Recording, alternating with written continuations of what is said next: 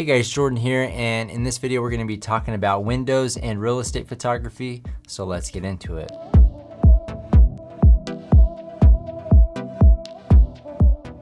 Alright, so if you're new to my channel and you're into real estate photography, subscribe to my channel as I put out consistent videos on the topic. Now, this video comes from a comment on a video I made that says, does Flambient take longer than HDR? The link is in the description below if you haven't seen that one.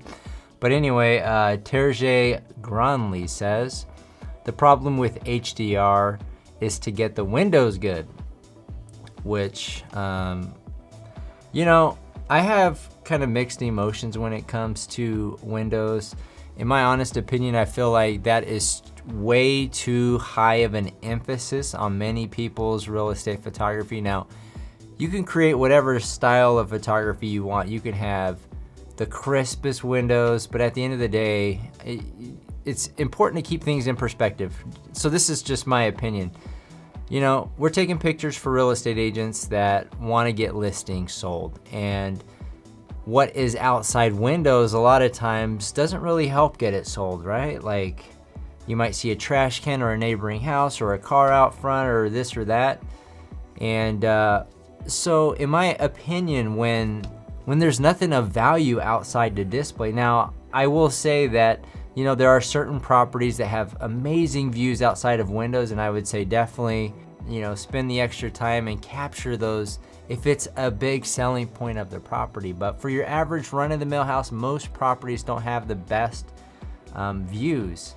And I don't think it's that important to have the crispest windows in the world. And in my opinion, I feel like many real estate photographers, they focus on that way too much, and that might not even be what your customers value, right? So from a photography perspective, you say, you know what, I really want these crisp windows, I want the most perfect dynamic range, but at what cost, right? Is it taking you 5 times longer to do those types of edits versus doing HDR photography while delivering no additional value to the customer if that's not something? And honestly, sometimes not having the crispest windows could be better for that property. There might be something that's not very appealing outside that you want. So, and even I've seen a lot of pictures on listings on Zillow and on the MLS where I feel like the photographer focused so much on having the crispest windows that the inside of the property looks blah or doesn't match